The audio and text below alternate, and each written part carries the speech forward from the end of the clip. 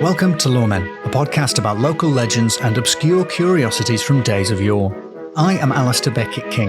And I'm James Shakeshaft. And James, what is this I have here? Why, it's a deputy law person. Yes. In actual fact, it's Sacha Coward, author of the upcoming Queer as Folklore, which is an LGBTQ history of various folkloric creatures and myths. And he's an actual folklorist, and he's really funny. And he designs escape rooms. What? What's not to like? So, with some slightly more serious subject matter than our usual murders and beheadings, I present Sacha Coward and the Vampyre. You spelling that with a Y, Sonny? I'm spelling it with all the Y's. It's actually a Vampyre.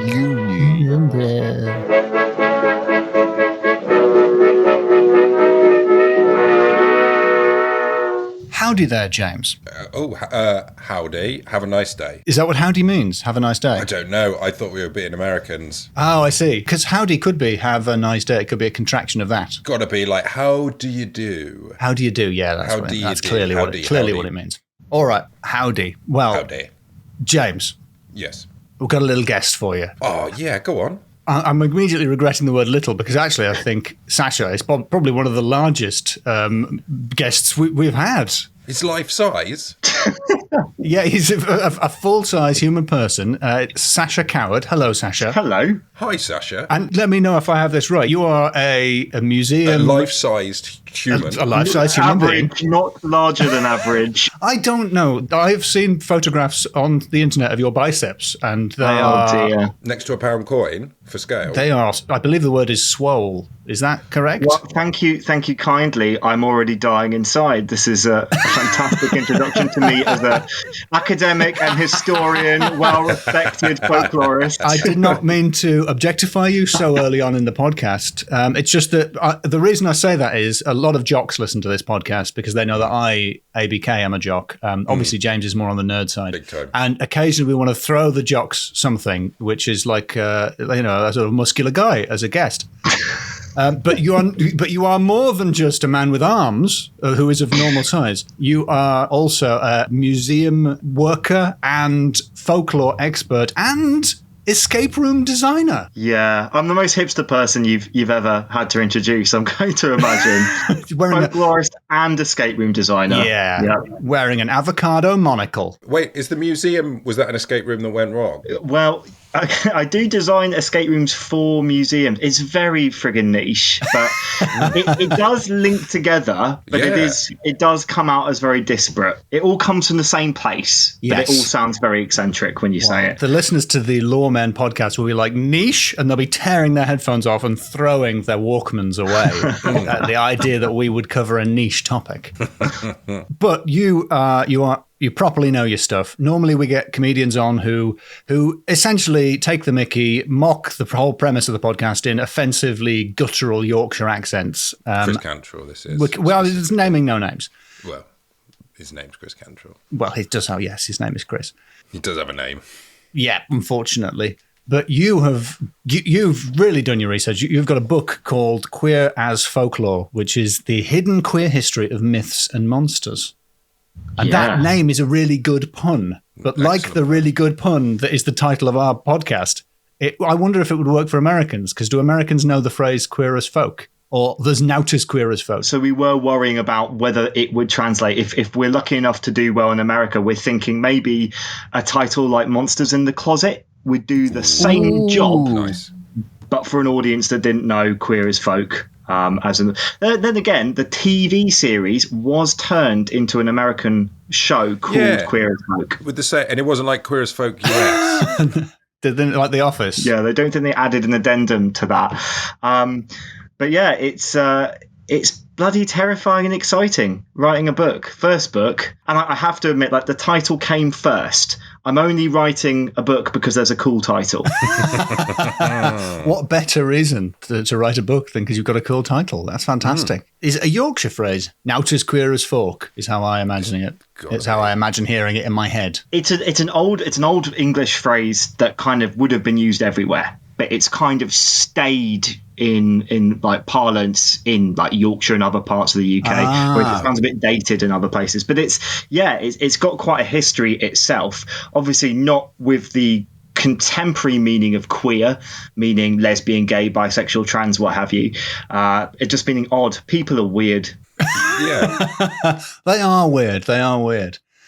So this really, it caught my eye because I don't think it's an angle we've looked at really in many episodes, and I was surprised by some of the things I was hearing from you. You know, there were sort of stories and angles on the supernatural and the mysterious and the folk that I didn't know anything about. So I was really glad that you decided to come on the podcast. Do you have a folk icon that you'd like to introduce to the pod? The thing is, we're not going to be talking about this icon. My personal favourite folklore creature is the mermaid.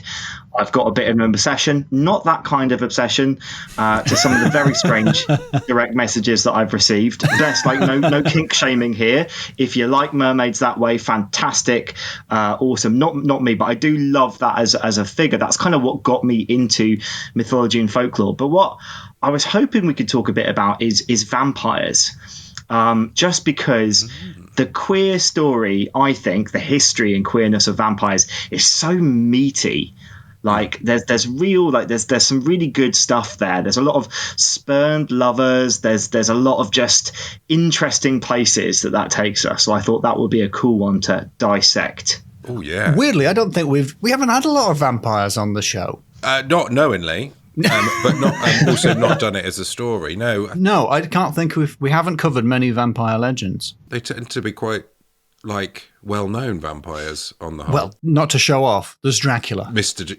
Dracula. That's an example of a vampire I've heard of. You are clearly a vampire niche fantasist there, knowing Dracula. That's very bit of an aficionado. Exactly. Yes. I'm kind of into vampires. You probably haven't heard of them. A bit of a vampire sommelier. Nosferatu. Does it ring any bells? No? F.W. Murnau's silent film. Well, isn't Dracula, old Drackles, he's famous enough that I've seen a picture on social media of a sign in Whitby Abbey saying, "Stop asking us where Dracula's grave is." He's a fictional character. But he's also, even in the book, not buried in Whitby Abbey. Is he? That doesn't happen in the book. That's the last place you look for a vampire is in the ground. Famously, not really buried at all. You're right. That is one of the main things about Dracula is that he's very much up and about. He's undead. That's the name. One of my favourite things about Dracula is that the characters in Dracula haven't read Dracula, and it's so famous now that it's hard to read it without going, "It's Dracula! He's Dracula!" Because it's incomprehensible that they live in a world where they don't. And we'll leave garlic around, and then a maid comes and goes, "What's all this garlic in here? I'll clear that out of the way." It's like, "What are you doing? There's a Dracula on the loose!" Yeah, that's ridiculous behaviour. Every vampire red flag. They don't know about Dracula. Now, vampires are a good analogue for a group of people that mainstream culture wants to have a go at, I think. Yeah. They're very saucy, though, aren't they? They're sexy. They're camp as, they're monstrous. They're monster. Like, it's all of the classic A-level queer history essay about vampires. Like, the basic thing is, there's kind of a baseline why vampires resonate with queer people, why we see ourselves in the vampire. We see ourselves in the monster a lot of the time. But the thing with the vampire is there's certain tropes. If you take your classic male and female vampires, so you've got your Dracula, right? And Dracula's got a little bit more hunky with time. He wasn't necessarily originally in the first book, right? He wasn't a sex symbol, but he was quite refined. And, he was a wealthy single man living in a whacking great big castle, flouncing around. High disposable income. Yeah, exactly. The pink pound, as it might be said. But that archetype of like the kind of the well-dressed, well-groomed, like ridiculously well-groomed gentleman with refined taste living by himself in the crumbling old ruin. Like that is a really interesting idea. If you think about like gay and bisexual men living around the same time, not having families, being a bit eccentric, possibly with certain fashions and tastes that would make them stand out a little bit. You could imagine the weird old dude living in that big house is very much the vampire. The villagers are going to be whispering, aren't they? Yeah, I mean, they'll be whispering anyway. But yeah, exactly. If you are flouncing around with a cape, I would hope they'd be whispering. I mean, if I had a great big cape, I'd want some whispers. Well, that's why you get a cape, really, isn't it? Is this whisper material? I think so. Yeah. It's odd that Batman chose a cape to try and sort of blend in to the night, whereas a cape is one of the most flamboyant choices you can make, apart from a fedora. You're not implying there could be a gay subtext to Batman? Surely. What? Surely. No. Straight as they come. He wouldn't have time. He's got to look after his ward. Have you seen Thor? Like great big muscular shirtless dude walking around, super heterosexual, definitely not partly created by queer people. But that's the thing, like the story that interests me is that there are these characters, like you said, Dracula, super well known, and we think we know them, and then you like look under the cape a bit and there's all this weirdness, and there's these interesting stories of how we got to this vampire archetype who is shifted. Like if you'd gone and spoken about vampires 400 years ago, you wouldn't be talking about a well-dressed sexy dude in a fancy house or glittery Robert Pattinson. Like these are very much modern representations, but the journey from the ancient monstrous creature that was barely human, like more Nosferatu, to Count Dracula and then on to Twilight, it's a queer journey. It's a story that is told by and layered with queer lives, which I find fascinating. Right. It occurs to me when you're talking about that, we also have, I suppose, writers like M.R. James. Mr. James, who we don't know, but probably gay. And, thinking of the older gentlemen who live alone and who have had a significant influence on uncanny and weird literature. I think there's more than just M.R. James. I suppose. Well, there's Bram Stoker, right? I didn't know. Yeah, many of his biographers have guessed or alluded to his sexuality. Bram Stoker was very close friends with a number of queer writers at the time, a number of gay men. He wrote a letter that was very mysterious to a friend of his that basically said, if you know what I'm talking about, then you'll understand my feelings. But if you don't, please burn this letter. So there's all of this allusion to sexuality. And now I'm not going to say that he was gay. I don't have the evidence of that. But his own biographers have said he codified his sexuality in such a weird and hidden way and later turned on other gay writers. He actually went on a bit of a witch hunt, saying that there were far too many like sodomites amongst the writers, that they should be weeded out. This is obviously after Oscar Wilde and all of this, maybe to protect his own identity by projecting. So yeah, I would very much say amongst these gothic writers who are definitely a bit bent, I would include Bram. And so what is the sort of archetype of the vampire? Is Bram Stoker the original modern version of the vampire? Or not? Not at all. Like everyone's inspired by someone, and Bram Stoker was directly inspired by another story which was called The Vampyre, which is spelt with a Y, which means I always want to pronounce it really weird, like Vampyre. I think that's correct. Vampire. Yes, I think our listeners will be very upset if we're not vampiring. That means it's like extra spooky as well. Yeah, you want to get a bit funny in the mouth with it, right? Is that Sheridan Le Fanu? Is that Sheridan Le Fanu? So Le Fanu. See, I've heard of vampires. I have heard of vampires. So Le Fanu didn't write Vampire. He wrote Carmilla. Oh no, right? I was wrong. Any Y's in that? No Y's, but there is lesbians. That's also because I was trying to remember. I was thinking of Olala, which is Robert Louis Stevenson, I think, and I thought that was lesbian vampires. But is Is this one lesbian vampire? There can't be 2 books with lesbian vampires in. Come on. Oh my God, there are so many. This is the thing that fascinates me. That the vampire that we have, like, in a sense, that the illusion I use is that they have, folklorically speaking, God, that's a horrible phrase. That makes me sound terribly pretentious. But they have like a mother and a father, and the father is queer and the mother is also queer, unsurprisingly. So that the father is probably the character in Vampyre that was based on Lord Byron. So we're talking about the bisexual menace, who was mad, bad, and dangerous to know, who, whilst he was hanging out with Mary Shelley, who started writing Frankenstein that same night, they had a competition to write a ghost story. And he started writing a thing that he called a fragment that was about a mysterious man who might be a vampire. He got bored of it, and one of his little lovesick, well, I'd say cronies, I feel that's a bit mean, but one of his mates, Polidori, takes this fragment and turns it into the vampire.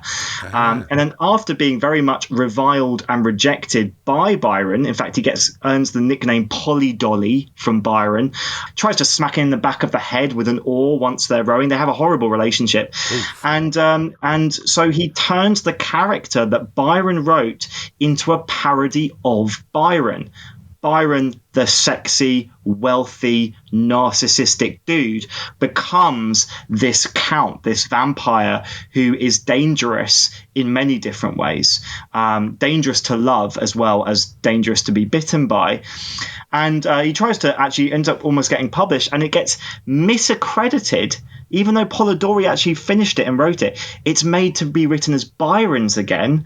Byron doesn't want to have anything to do with it, because it's a mocking piece of writing about him being an evil vampire.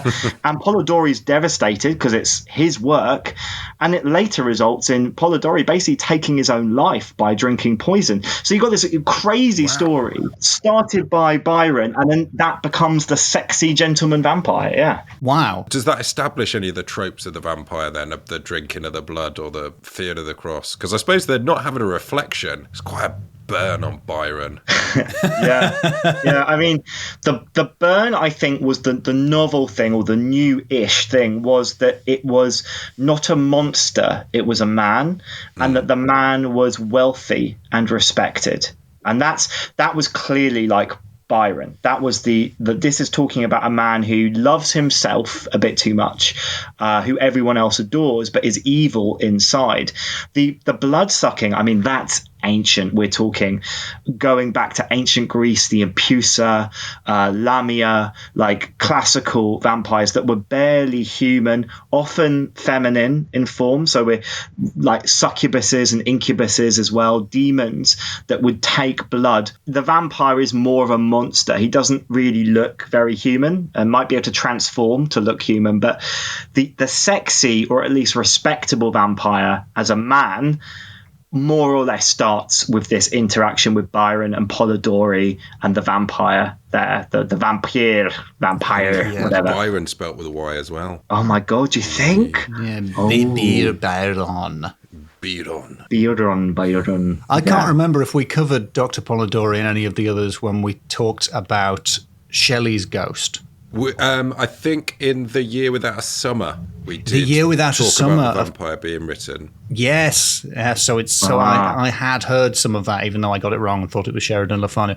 Throughout that, I wanted to put my hand up and be like, I've heard about this. But like, that's what I was like in school. Just like whenever something I knew about came up, I was really annoying to be like, me.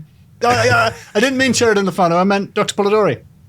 Alasdair, I imagine that like both the host and everyone you have in your podcast were that child at school. So I wouldn't worry. That's the entire listenership. When we do live shows, hands are up almost. People are, when you've got your hand up and it's getting tired, so you're using your other hand to prop up. So we're like, Absolutely. I have an answer. More of a statement than the question. This shift from a nasty, grizzled, supernatural monster to a hot, posh guy. Yeah. We've all done it. We've all had a glow up. And what a glow up. So this is happening in the Gothic revival in literature. This is happening in the 19th century. Yeah, so 19th century, you see some of it maybe starting a little bit earlier. So with the female vampire in the 18th century, we start to get depictions like Le Fanu of the sort of lesbian, although obviously not described that way, but the sexy countess, often a wealthy, mysterious vampire woman who preys on another young woman. Who basically seduces her, who comes at night. But the object of desire, whether it's a male vampire or a female vampire, is nearly always the woman. So you end up with this queer succubus who is also, she's a bit of an older woman often, but is still hot. She's still beautiful in kind of a gothic and exoticized way. So she becomes any weird woman, just like the vampire man becomes any weird man. So yeah, like any mannish woman who is physically aggressive or impressive, any kind of woman that, you know, the folklore stories of doing weird things with blood, of having rituals, of seducing women. Like if we think of the way that witches are supposed to recruit, it is often the hag takes a younger, beautiful woman under her thrall, and she is then embraced into the world of witchcraft. So it's the same sense of like an older woman who is predatory. In some sense, and she, like, so her legacy is going back probably a lot earlier. So we're talking going back to biblical stories, stories around the Torah. So not necessarily Judaism itself, but kind of the mysticism around the Torah. Writes of there being that before Eve in the Garden of Eden, there was Lilith, and Lilith refused to lie for Adam, so she would not basically have sex with him. She wouldn't be a wife, and so she is cursed, kicked out of Eden, and turned into a monster. And that monster is very specifically described, Lilith or Lilitu, as being vampiric. She preys on men and she sucks their blood. So the mother of vampires may in some stories have started in the Garden of Eden as an alternative to Eve, and then her children become vampires. So yeah, the mother there is like the demonic seductress who, in some images, so there's woodcuts from Germany that show Lilith re-entering the Garden of Eden as the snake and seducing Eve to eat the apple. So sexually, possibly taking Eve and being this, like, you know, predatory lesbian that makes Eve make that great mistake. So yeah, it's a whole thing. I like that they brought the character back for that, but that's quite Bible extended universe. It's a bit like Star Wars. It's always got to be someone related to someone. What I like about those sorts of the Rosicrucians and the people who are into the Kabbalah is that a lot of it feels like sort of Bible fanfic, where they're like, wouldn't it be? What if this person was actually that person? Like if we were on the wiki of going in and editing Lilith's wiki to add, and then she came back as the snake. Yeah, totally. Like Aleister Crowley was totally just that was what he was doing. He was making his own fanfic, but turning it into a weird sex cult. It was all just like, and then Horus and Osiris come down, but they have sex with demons, and I'm the prophet, and they're all really sexy. And you're like, this is what a 14-year-old would have written in 2006 as part of the Harry Potter /fiction that I remember reading. It's the same thing. I do always think that picture, the famous picture of Aleister Crowley, where he's got the hands by his face, really does look like he's having a bit of a sulk. Oh yeah. I don't think he wanted to wear that pyramid hat. His mum had forced him to wear his pyramid. Put on your nice pyramid hat. There's a photographer coming. Aleister? I'm not. I'll suppose, but I'm not smiling. I don't know where Aleister Crowley was from.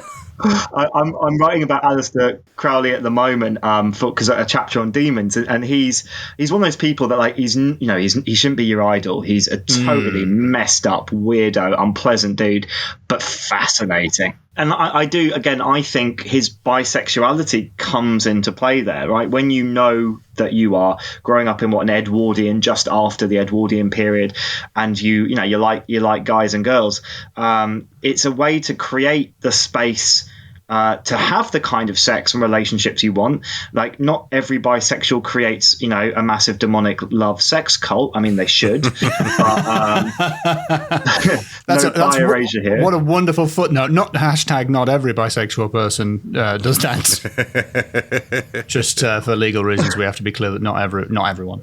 Not every single one. No. Not every single one. I've met some that haven't. But the thing I noticed though is that he found all this esoteric weird mysticism and stuff because he thought that was kind of a safe place, partly to have the kind of sex that he wanted. I mean, this is a guy that put like a giant penis in his signature. Was he 13 when he did that? This is what I'm saying. This is why it's like that fanfic / fiction. Like, and these are my favorite. This is my favorite demon, and that's my favorite Egyptian god, and they both have big willies, and then they have lots of sex. I've got a copy of the Lesser Keys of Solomon, which is like this text. It's basically the Pokemon of demons. How to catch them all. And Aleister Crowley has written his own introduction that's completely unintelligible but very fun.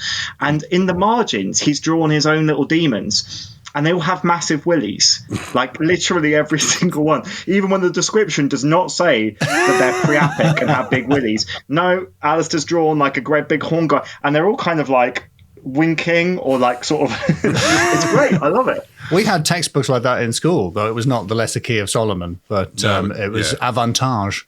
Tricolore. Le Tricolore, yeah. And the German textbook where they foolishly made the main character a sausage. Unbelievable. You're asking for trouble there. Come on. Do you remember at school you'd have like a textbook and someone would write on one page, turn to page 45, and then turn to page 20, and you'd be going backwards and forwards, and then it would always be a willy at the end. Yeah, it's it's the Aleister Crowley escape room, but in book form. In a book, yeah. We do remember that, and I'm confident every single listener to the podcast was a fan of those weird sort of my favorite of those was some wag at our school did like a classic, like on page 23 it said turn to page 45, page 45 it said turn to page 23, or they've got you're in an infinite loop. There's probably some kid that's still there.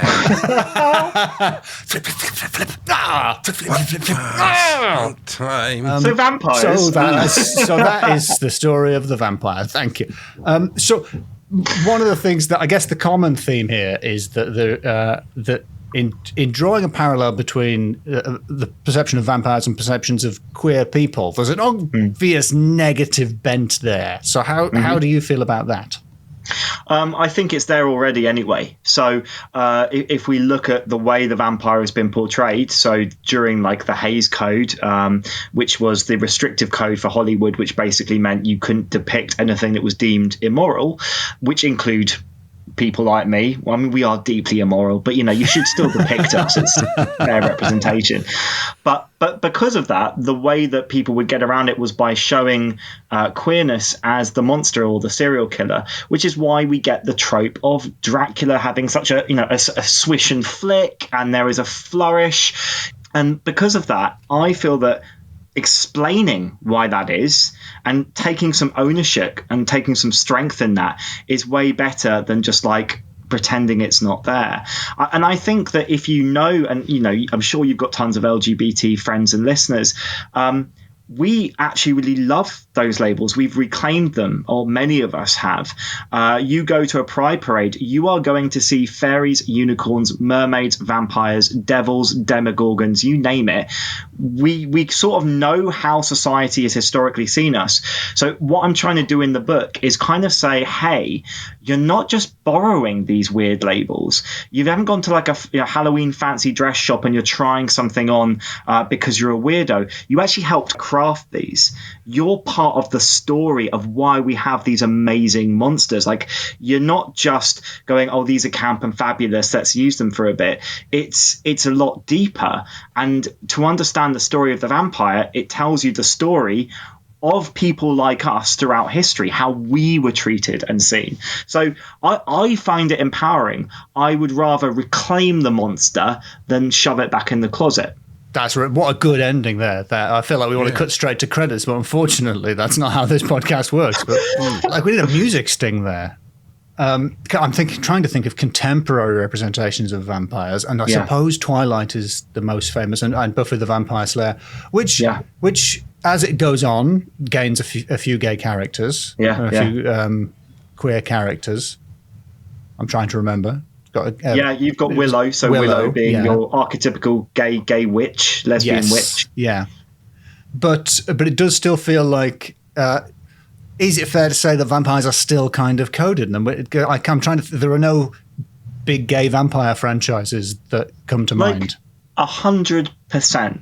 And there are, I often, as a historian, I like it when we talk about. I like to talk about facts, or I like to talk about this piece of folklore, this person, and be a bit more kind of rigorous rather than it feels kind of camp or it's a bit fabulous, because that can often just be seen as, well, that's just my opinion. But there are loads of people that have looked at Twilight and have said things like, Edward in Twilight, if it wasn't for the fact, the one thing that makes him not gay is that he's apparently attracted to the main character through some bizarre, only this one character, only this woman, no other women ever, just this one woman. But in every other sense, he sparkles in sunlight. He is in some ways sexless, like the gay best friend. He's very pretty. He's cold and distant and aloof. So he's still coded. And then if we look at Buffy the Vampire Slayer, if someone gets bitten and becomes a vampire, you'll notice they just become a gayer version of themselves. When Angel, the kind of vampire boyfriend of Buffy, becomes a proper vampire again, he just gets more gay. That's how you know he's a vampire. He gets forehead wrinkles and big teeth, and suddenly is just rhapsodizing about how he's going to destroy the world and watch it burn with a glass of blood in one hand. It's written in there. Whether it's not intentional, I don't think these people creating this are we're going to lean into the queer archetype here. It's just that what a vampire is.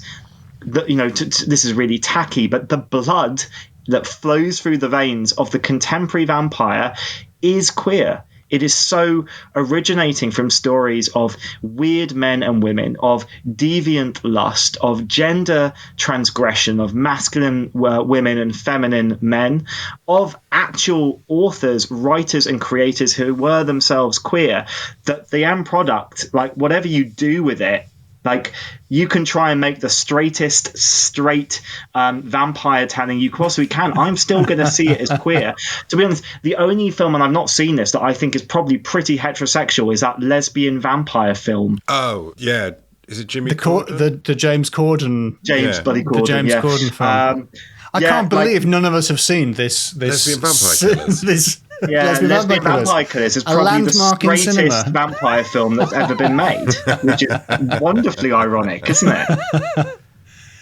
So I think, unfortunately, now we're left with a situation where we have no choice but for James and I to cis-het white men to now pass judgment upon everything you just told us. I don't know if there are any other podcasts where white men say their opinions, so we may have invented that idea. So are you ready to be scored? Yeah, score me. What is your first category? So the first one's going to be about names. Okay. I was very impressed about the fact that your book has potentially 2 names. Mm. Yeah. That's quite cool. That is good. And there's some good author names that I think we've overlooked in the past. Bram Stoker. Yes. Yeah. That's quite good. Sheridan Le Fanu. Yeah. It sounds like an insult in primary school. Pretty good. Polidori, that's quite fun. Even Polidori is a good name. Mm. What was his first name? John. That's a really low-key first name. It was John Many Doors. Many Doors. Of course, it is Italian for lots of doors, yeah. And then you've got the vampire with a Y, right? Vampyre, yes. Vampyre. Yeah. Byron, the burger guy. obviously invented fancy hamburgers, I believe, in the UK, pretty exclusively. That's another joke we'll have to translate for Americans. Thanks, James. Yeah, he's like a sort of Byron is kind of a British Wendy's. It's like a pretentious Wendy's. What is the difference between a Wendy's and a Denny's?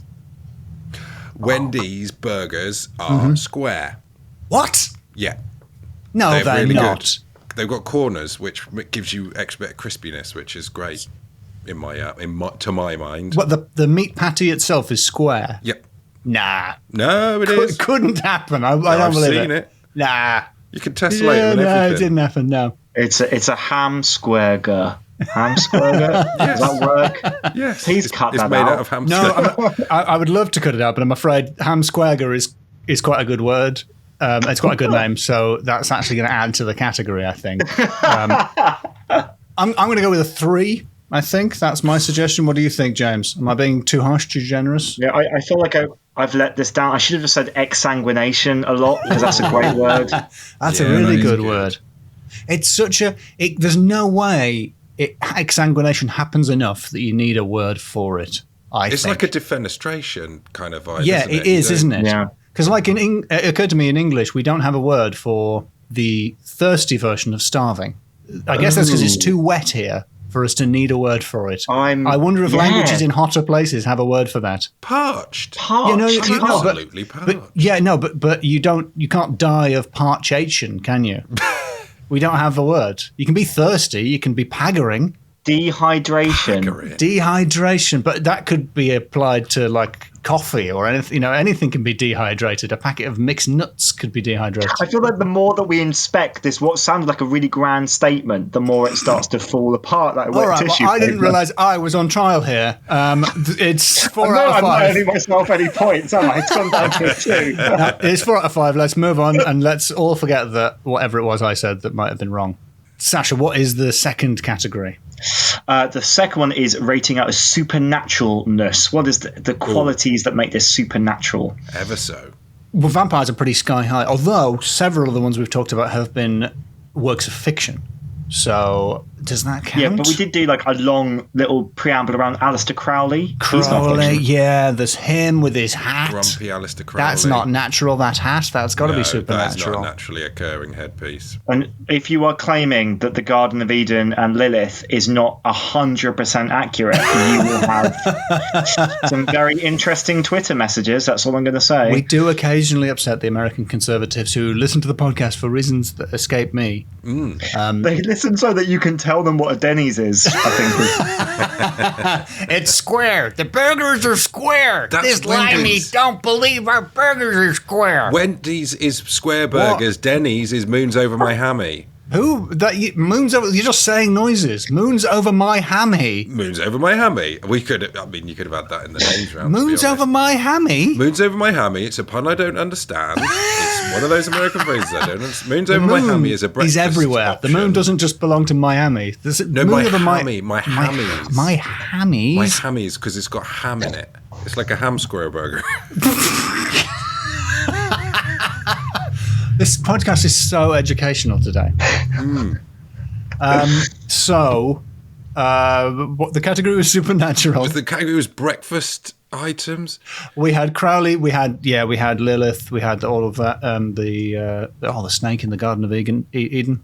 The Garden of Vegan? The Garden of Vegan, yeah. Oh, my God. You are allowed to eat the apples. Yeah, go what? That's all we got. Have an apple. That's it's got to be 5 out of 5 for supernatural. Yeah. What other explanation could there be for vampires or men who wear cloaks and are slightly fabulous, as you put it? What is your next category? A bit of a pun. I'm going to go coming out of the coffin. That probably the first pun that's happened on this podcast. Yep. I'm sure it is. Well, that is what vampires do, isn't it? Yes. Yeah, but we're doing this in a literal, but also queer, figuratively as well. So you got to factor that in. It's got 2 layers. Yeah, it does. Like a ham squareger. Yeah, like a ham squareger. Oh, you're artful into reintegration of the ham squareger there. That's worth points, surely. I mean, you're definitely copyrighting it for yourself. This is. Did I convince you that vampires are just very queer? I think I am convinced. As the arbiters of all things, I think I feel completely confident about speaking out on this issue. Yes, absolutely. I could see a vampire poinging out of that coffin in the old sort of Hammer films. There's nothing to be read into that at all. No, yeah, absolutely. Absolutely. The thing is, I love the idea of them rising out, and rather than everyone screaming, they're like, "Oh my god, well done! Oh, congratulations! I'm so happy!" Like. Under those circumstances, how could it be anything other than 5 out of 5 for coming out of the casket? Are we saying casket? Coffin? Crypt? Could be anything. Coming out.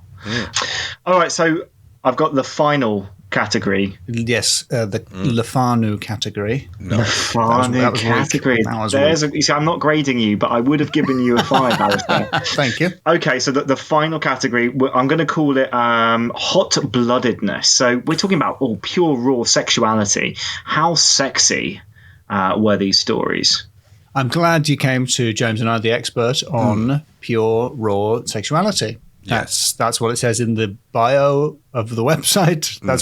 That's what it says in the podcast information section in the description. It's what it says in all the reviews. All the reviews are like 5 out of 5, and then they say raw hot sexuality. They rarely even add context. They don't say what they're referring to. I don't think some of them have been listening to the podcast, but I'm not. Yeah, I was a little surprised when I actually came on the podcast after seeing all those reviews. I was expecting something slightly different, but sorry, I feel like we got you under completely false pretenses. Yeah, okay. I think vampires are quite sexy. Yeah, massively so. Every single one apart from the beginning of Francis Ford Coppola's Bram Stoker's Dracula, where Gary Oldman looks like a scrotum.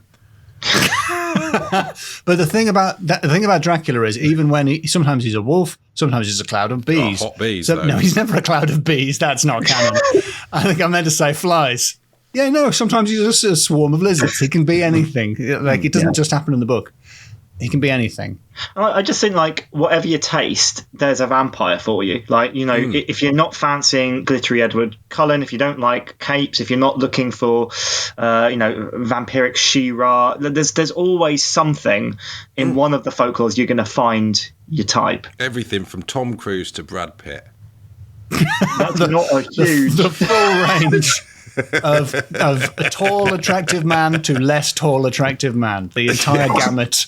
I think it's another 5. I mean, hey, maybe this is it's the. I was about to say white guilt. Is there a version of het guilt? Does that exist? Is that a thing? I think you just created it. Yeah, I just created it. Well, if anyone were going to do it, it was going to be me. I think it's 5 out of 5. I would feel very weird about anything less than that. Yeah. Even with old Gary Oldman looking like a testicle. Old Gary Old. Oh, maybe you're right. Yeah, and actually, Sheridan LeFanu's particular version. He can become cool, edgy Gary Oldman in the top hat and the blue sunglasses. Yeah, and the long hair. So, what do you think, James? What's the score? Yeah, I think it is 5. Even with the hair. Yeah, because even with the white hair. I mean, that's his hair's quite sexualized. It looks like a pair of testicles. Yep, this is the first episode I think we've done which has been mostly bleep. I take pride in that for some reason. So, Queer as Folklore. It's a book. How can people get it? How can people find out more about your work, Sasha? Thank you. It's still being written. That does not mean that you can't pre-order it. In fact, I would ask if you're interested, please do. I've never been an author before, so it's all kind of new to me. But from what I'm told, pre-orders means that we actually get better of a chance of getting it into the bookshops and things. So if it is your kind of thing, it's a book where every chapter is a different mythical creature. And then it sort of expounds on that. So we do mermaids, witches, unicorns, vampires. But within folklore, I'm including aliens and robots and superheroes. So the ancient history of robots through a queer lens, if that sounds weird enough to tempt you to pre-order it, then you can go and search Queer as Folklore. It's on Unbound, which is my publisher, and you can get yourself a pre-order there. Wonderful. Well, thank you so much for coming on the podcast. I bet people will find that very interesting. Yeah, thank you very much. That was brilliant. Thank you. I had an absolute blast. Now you can hop along to Unbound, where you can support Sasha by pre-ordering Queer as Folklore if you want. As a published novelist, I can confirm that pre-orders do help. So if that sounds like it's your cup of tea, please do check it out. What if someone wanted to listen to like an extra half an hour of our chat with Sasha? What would they do? What would they do? How could they do that? Could they go to simply patreon.com/LoremenPod? Yes. Of course! That's how they could do it. And yeah, enjoy. Yeah, it's quite a lot ruder. Oh, yeah. It's all the rude bits went into It's a Loremen Late. It is Loremen Lates.